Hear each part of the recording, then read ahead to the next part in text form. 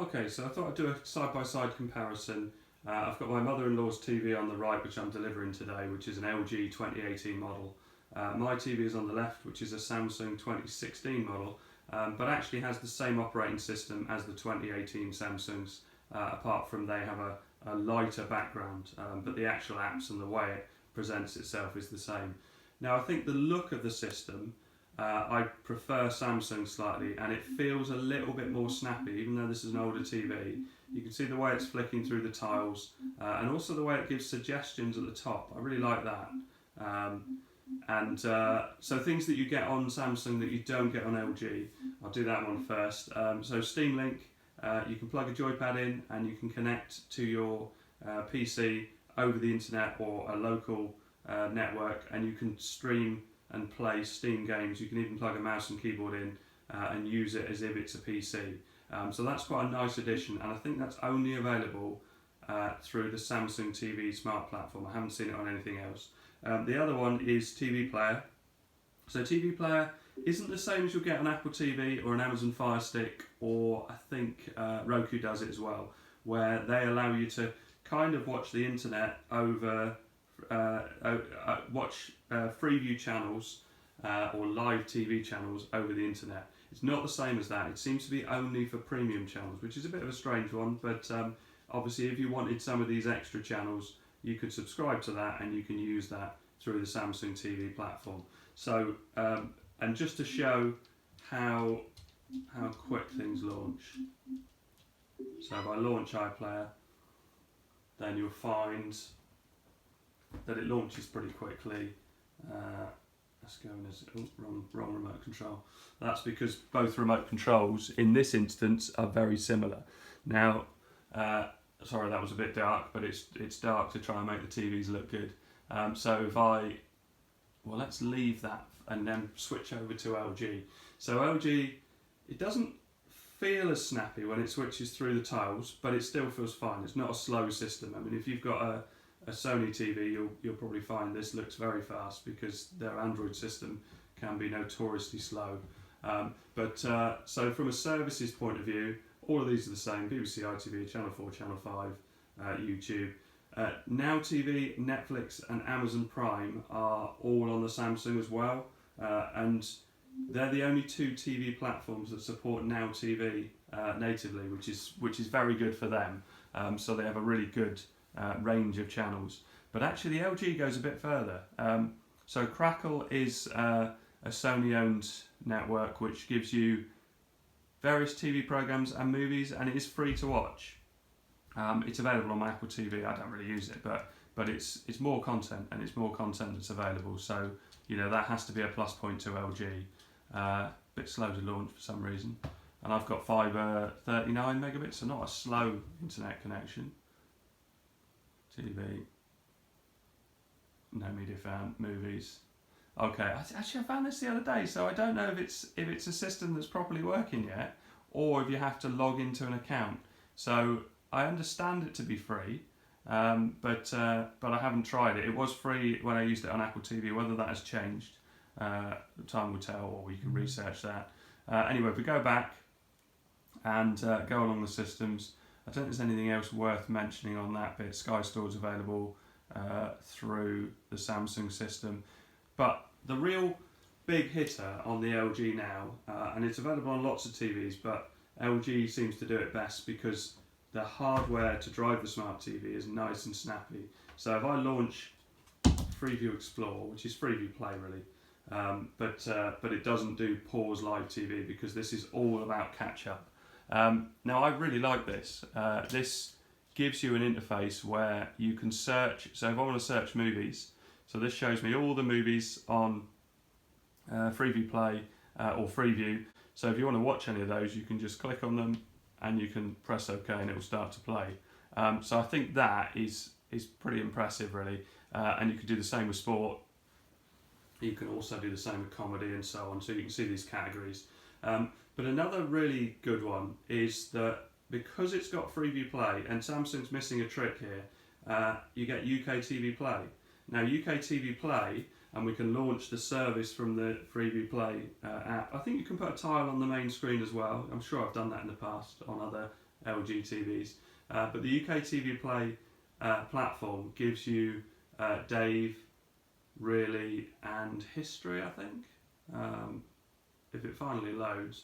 I mean, this hasn't loaded yet, so the reason this might be going slow is that it's never been loaded, so it could be in the background trying to launch. Let's have a look. We'll do this a different way. As I say, I've had this TV for about 3 days trying it out before I take it to my mother-in-law, because if you watch my channel, you know I just love testing tech. I haven't launched certain platforms, so I haven't launched UKTV Play. So what I'll do is go into apps and look for UKTV Play.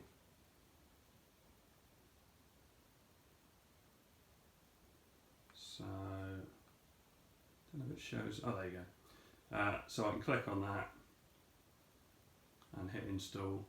While that's installing, I'll show you on the Samsung. If I want to move something about, so say I want to move the YouTube channel up one, hit down, select move, and then I can move where the tile appears in that list. So I'll leave it where it was and hit OK. So again, really nice and snappy. I'll just launch the UK TV player on the right there. I like this Samsung interface, and as I say, this has been out since 2016 and does run really well. And I don't find it's lacking anything, although UK TV Play is good, I think, for the UK. I mean, now you can see it's launched on the right. You can see the 4 channels at the top: Dave, Really, Yesterday, and Drama. There's some decent content, mostly older content on there, but some decent content on there. And so if I hit Dave, you can see various things show up, and we can flick through all the channels. So this is something which all Freeview Play TVs have UK TV Play built into them. Some of them have it as separate apps, some of them have it through the Freeview Play system. But if I go back to Freeview Play, part of the reason that Samsung and LG are so fast and so snappy compared to, say, a Sony smart TV platform is that they don't try and do things in the background. Android is a system that tries to run things in the background, so run multiple things at once. And it also tries to get loads of information when you press just the home button, so it's very slow to launch.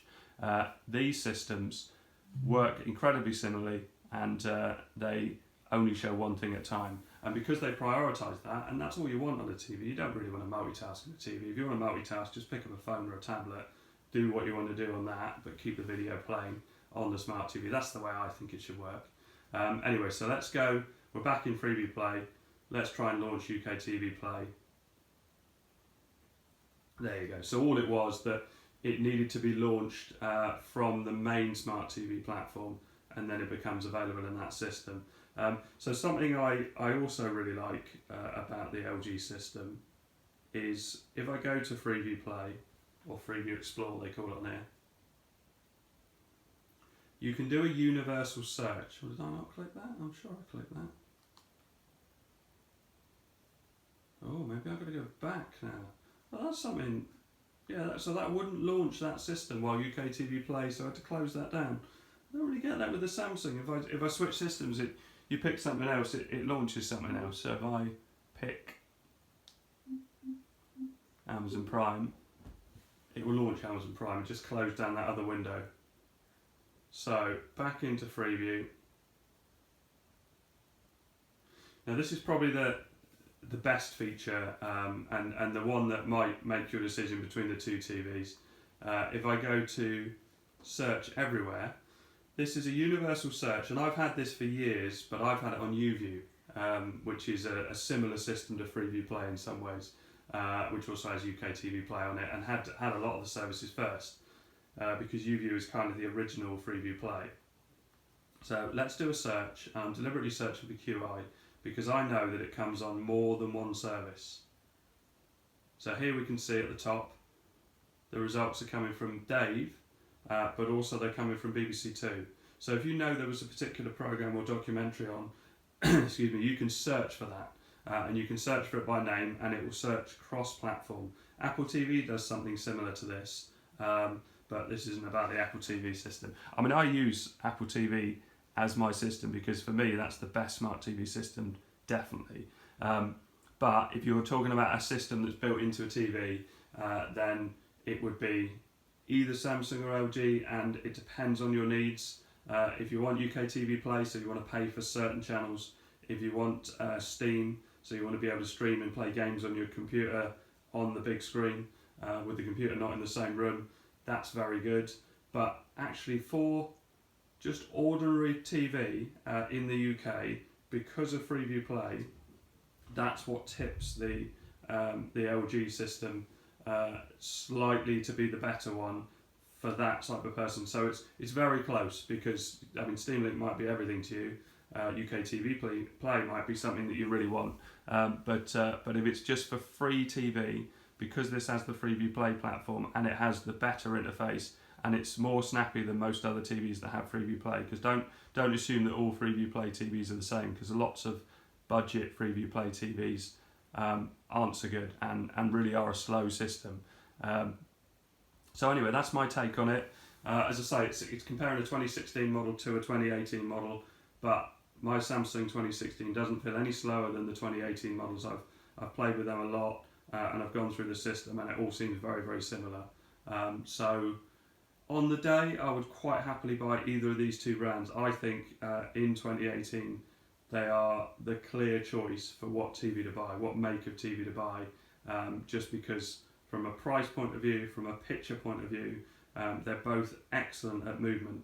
So their picture processing is superb, even on these, which are both entry models, and I'll put the model numbers in the spec, but these are both entry models, and really you have to spend an awful lot of money to get significantly better pictures than this, because as you go up in the LED range, they don't change dramatically as they go up. They maybe get a bit slimmer, but actually fundamentally as a TV they don't change too much.